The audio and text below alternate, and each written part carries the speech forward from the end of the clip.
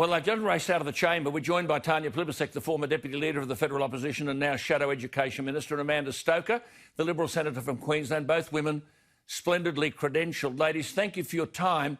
Could I just ask you about these eye-watering figures?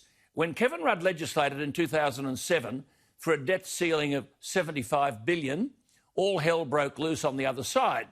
Then, in response to the global financial crisis, the debt ceiling went to $300 billion. By 2013, the coalition took office, and in 2014, the legislation was scrapped and replaced with an administrative mechanism to revise the ceiling as needed. Now, the ceiling is $1.1 trillion. Can I come to you, Amanda, first? This is eye-watering stuff, isn't it? Look, it is a lot of money. We shouldn't shirk that. But at least the spending here is temporary and it's targeted. We've learned the lessons of Labor's mistakes through the GFC, where the spending they engaged in for a crisis that was 45 times less big a deal than what we currently face was baked in for 10 years, and in processes like halls nobody wanted, pink bats processes that were making people lose their lives, cash for clunkers, cheques to dead people and dogs. I mean, we've learned all the lessons of that period, and we're Amanda, keeping all of the spending short term, yep, so that it's all about economic recovery and jobs. OK, now, Amanda, can I just ask you this? Are you seriously suggesting that it was a sensible thing to say to a casual employee who was on $250 a week that that employee would automatically get $750 under the JobKeeper program? Come on. The JobKeeper program was, in a sense, one size fits all, so that it could be rolled out really quickly, because we knew that people were hurting. But and in we needed a fast England, response. Amanda, in England they said we'll pay you 75% of your final average salary. That person would have been getting 75% of $200, which would be, work it out, $140. Tanya, comment from you, and Tanya Plibersek. The administrative complexity of that meant they didn't get it for weeks. Well, Alan, as you know, the debt had doubled under the Liberals well before coronavirus hit Australia's shores. And as for saying that this is temporary debt, a child born today will be paying this debt off when they turn 60. The estimate is the debt will be paid off in 2080. So this is not temporary debt. But, Alan, we do need to invest in creating jobs right now. You and I have spoken every week about how worried we are about the fact that there's 1 million people unemployed now, there'll be another 160,000 unemployed by Christmas. It's how we spend the money. We need to be building things that last. So tonight Anthony Albanese talked about investing in rail rolling stock, in defence industries, in an electricity transmission grid. We know that the grid is gold-plated. We want to bring down prices of electricity, and we have to do that by investing well, just in on the grid. this, can I ask about... of course, on childcare as well. Childcare that makes it possible for working women to go to work. Yeah, I think that's a new word. Look, can I just ask you again about employment? $5 billion is available in the budget to employers, any business, if they take on an apprentice or a trainee or what the government calls young jobless up to the age of 35. Now, I just made mention that Albanese has picked this up tonight. There is a stack of legislation about age discrimination. Amanda, is this age discrimination? There are many people unemployed now who are saying, well, hang on, if I go for a job and I'm 40, they might say, well, hang on, if I appoint a 32-year-old, half the wage will be paid, I'm out of the equation. Amanda. Alan, nothing really could be further from the truth. The facts tell us that the people who have overwhelmingly borne the brunt of unemployment in COVID are young people. That's true. This is a measure that's designed to correct that and get them back into the workforce.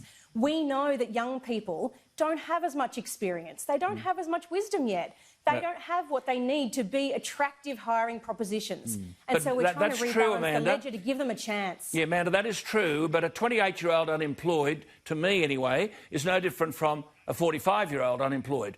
You're wanting those people to have a job. And so if there are two prospective employees going for one job, under this provision, if the employer takes on the 28-year-old, the 42-year-old, he'll have to pay full freight. For the 28-year-old, he'll get a 50% subsidy. What do you make of that, Tanya Plibersek? Well, Alan, it's true that young people have suffered a lot during this recession, but so have women, particularly women over the age of 45. We know that they've lost more hours of work, and they've been right at the front lines of the jobs that have been lost in industries like hospitality and tourism.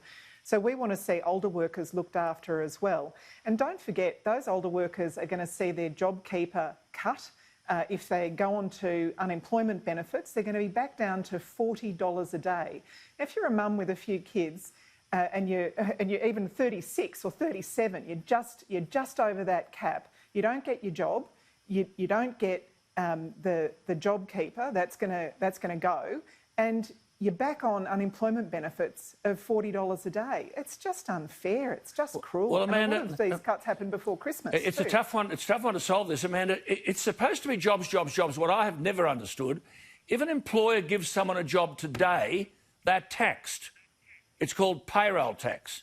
How does that make sense if it's about jobs, jobs, jobs? Now, I know this is a state issue, but surely something's got to be done by way of tax reform to stop that anomaly, hasn't it? Look, I think Australians shouldn't forget that the introduction of the GST was supposed to spell the end of payroll tax. Yes. And the states have overwhelmingly reneged on that deal, and they should be held to account for that. In Queensland, we've got an election soon. That's an opportunity to do so. But this election is all about jobs. To take up the point that was just being discussed between you and Tanya, while there have been in the budget a bunch of measures that are designed to help young people through the difficulty of getting from unemployment to a job in this COVID crisis, we shouldn't forget that that is, in a sense, a rebalancing of the playing field in circumstances where we already had a whole lot of programs in place that were designed to help older people overcome what is a real difficulty for them in getting from unemployment to work. Yep. So there was already a lot of measures in place to help them. But this budget is all about making sure that we are equipping Australian businesses with everything they need to be profitable, to be sustainable, not because of some, big allegiance to corporate Australia, but because that's where regular Australians get their jobs. OK, I think that makes a lot of sense. But can I take this point? This is the old chestnut, forgive me. Can I trot it out again? Business. Now, there are businesses out there who build houses. Now, if we want people to get into housing, and we have a greater opportunity, it's like buying bananas. If there are a few bananas, the price of bananas goes up. Now, there's a shortage of supply in housing. There are a stack of reputable people who want to build housing. Housing's full of multipliers. Why shouldn't we be putting housing, and I'll ask you first, Tanya, front and centre here to, on the one hand, because of greater supply, help people get into housing at a cheaper price, and on the other hand, generate jobs for skilled people and the multipliers down the track, white goods and all the rest of it? Yeah, we absolutely should, Alan, and I'm really pleased that Anthony Albanese tonight announced that we would support repairs on 100,000 public housing homes right across Australia, because the tradies could be in there tomorrow. They'd be at Bunnings tomorrow, and they'd be in the house by the afternoon fixing up the leaking roofs, the mould, the old kitchens, the old bathrooms on those places that need upgrading. But we should go further. We should be building housing at the social housing end and also at the affordable housing end. Definitely. I was a housing minister during the global financial crisis. We built 21,600 public housing homes. I started the National Rental Affordability Scheme. That's 50,000 homes. But we also helped first home buyers into a home of their own. It is the great Australian dream, and it should be possible for someone on an ordinary income to afford a home of their own. We now see that increasingly out of reach for too many young Australian families. It's not fair, and we need to change it. Amanda, just coming to you, though, it's an awful bind for whoever's in the federal government because, of course, this is all a product of state governments planning and bureaucracy, and they're tied up in red tape. How does the federal government, with its commitment to trying build up housing supply, housing stocks, getting jobs, how does it overcome state governments' bureaucratic blindfold towards all of this? Alan, you're right that the states have to come to the party, and they're not doing their bit. And they're not. But it is also true to say that the federal government has done a lot in this space. The first home deposit scheme has seen another commitment in the budget. It was fully subscribed in its first round, and I have no doubt this will be too. The Homemakers scheme sees more opportunities and more take-up, a rise of 60%, 67%, I think, in the approvals since it came into being. But, Amanda, can I just make a point there? Can I draw a distinction, Alan? But There's Amanda, an important distinction I want to make here. Sure. When the coalition invests in housing, it's all about empowering individuals to choose their builder, their contractors, their tradesmen, their home. Yeah, when Labor wants to do this, they want to take taxpayers' money to build public housing that stays a public problem and that encourages nobody to have anything of their own. Amanda, I'm not problem. Hang on a minute, Alan. Amanda just said that public housing is a public problem. In what way? Public housing is a public expense. Public housing remains a responsibility Amanda, of the public for the long term. Yeah, Amanda, I'm not talking about that. I'm actually talking about giving the opportunity for business, we're all talking about business here, to simply build more houses. I could name you the Triggerboffs and the Langwalkers and the John Boyds in New South Wales alone who are ready to build thousands of houses which would increase the supply, cheapen the price to the buyer and provide tradesmen with jobs, provide white good businesses with opportunities to sell product. And the state governments will stand in the way of this happening.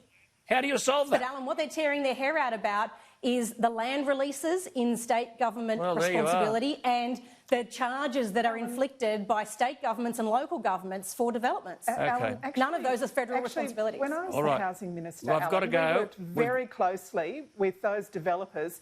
And we worked closely with local government and state government. We saw massive land releases and changes to local government planning because we worked with them. I wish all that green and red tape could get out of the way. Good to talk to you. I know we've been a bit truncated tonight because of the budget speech by Albo.